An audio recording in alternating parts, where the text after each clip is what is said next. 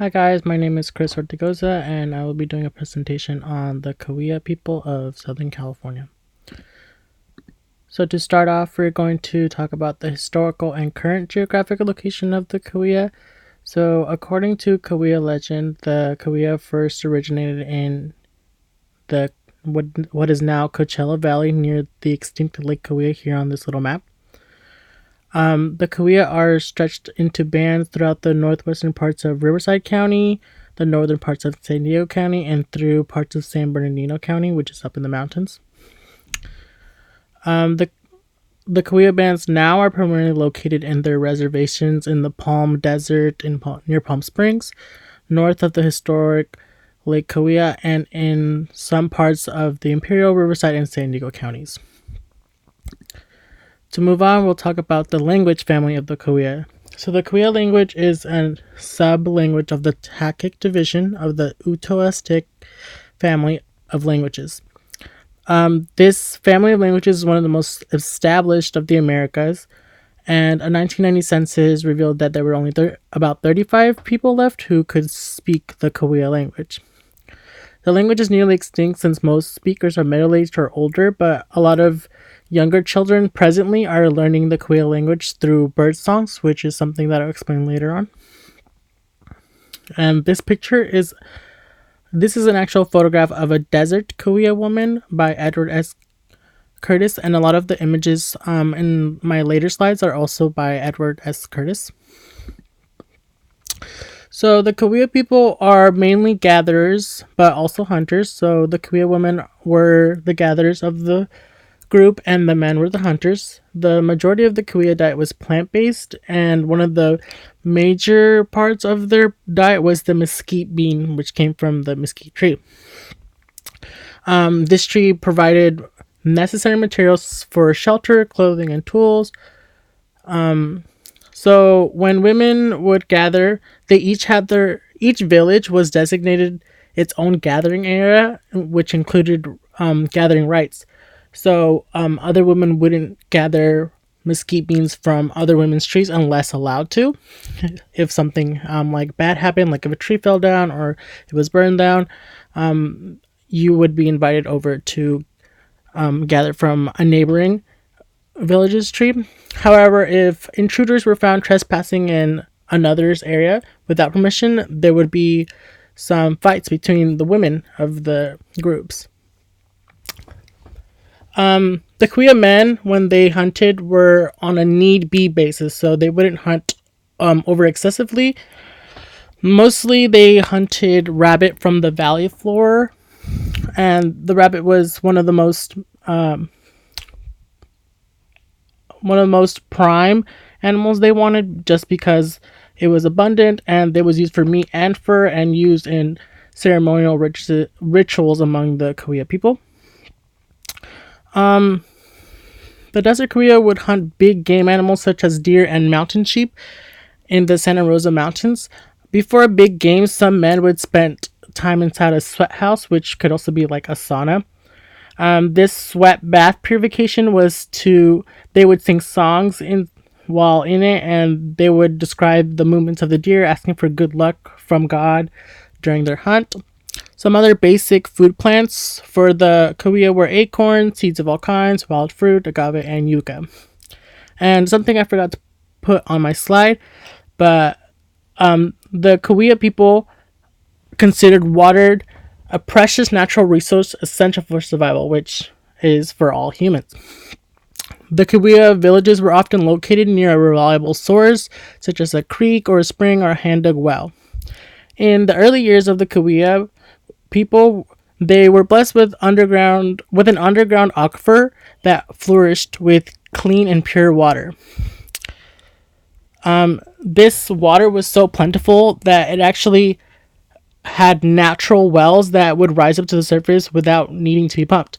And the desert Cahuilla, which is a small group of the Cahuilla, actually were one of the few American Indian tribes to dig up their own water wells. Social and economic systems of the Cahuilla. The Cahuilla people divided themselves into different varieties of their society. So one of them was the coyote, pictured here, and the wildcat. And in each moiety, people were not allowed to intermarry. This was mainly due to having separation between people and distinction for their patrilinearies, and also helped to build strong social and economic alliances between the two groups. These moieties were often separated into small groups, subgroups known as SIBs. Membership in a SIB was according to the relationship to a person, common descent, or as I said earlier, patrilineality. Up to 2,000 people could be members of the same SIB.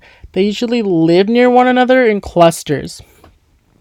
And the Kuya are now further divided into presently recognized bands by anthropologists such as the Agua Caliente Kuya people, the Morongo, the Los Coyotes, Torres Martinez Cabazon, and the Santa Rosa Kuya. So the Kuya have an interesting story to their own creation. So according to the Kuya legend, the world began as told through their songs, their bird songs.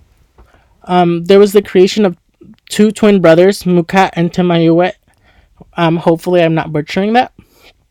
And in the creation, these twins were born from the union of two twin balls of lightning, which were the manifestations of power and night. Through the power of the Creator, the brothers made tobacco, the sacred pipe that the Kuya would use to burn tobacco, the six directions, and the earth. From the earth's colored clay, they fashioned people, which came in. These people rendered from different colors such as white, black, yellow, and red. Red being the Kuya people, and the animals, the rocks, and all aspects of the deserts and the mountains and their homes came from this power and night and from the two brothers. The two brothers argued over whose creations were best. So when the people had seen these arguments, they decided to leave. But Mukat grasped the red people and kept them with him, which now is the Kuya people. He named them. Temayuat was bested and fled with his ill-formed creations below the earth. So some may say this is a rendition of the Kuya people's devil. Mukat taught his people the art of fighting with the bow and arrow, which incurred their displeasure. On account of this, they consorted with the frog to bewitch him, so they actually killed God, and this taught the people mourning ceremonies and the proper form of a funeral ritual.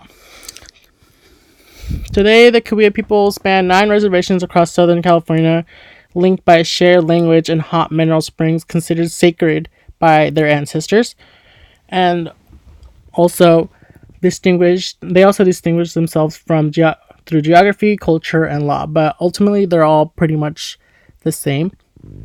So the Kuya people were one of the later people to come into contact with non-natives, so European people. Their first contact they had with European people was in 1774, when a Spanish officer, Juan Bautista de Anza, was looking for a trade route between Sonora, Mexico, and Monterey in California. Many other explorers didn't go into the desert where the Kuya people lived, just because they deemed the desert as something that didn't have any valuable resources. So this in turn led to the Kuya people having no contact with the Spanish mission system, which is something that many coastal Indians could not escape. They, however, did work alongside the Spanish and Mexicans against other native tribes, specifically their enemies to the north, the Sonerio. On the other hand, they were very much affected by the economic systems imposed on their homelands by the Europeans.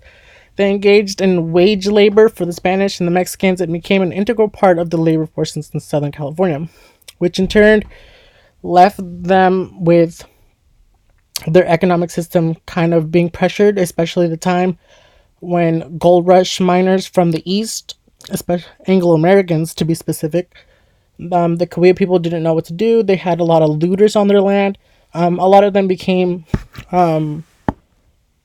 A lot of them formed different forms of armies to keep these people away.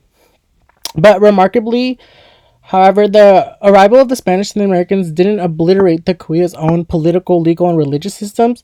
So to this day, a lot of them still practice type of the same type of things they that their ancestors did. The only major damaging effects of the Europeans on the Kuya people was their land, the death of 80% of the people due to European diseases, specifically measles, and the gradual loss of the Kuya political autonomy.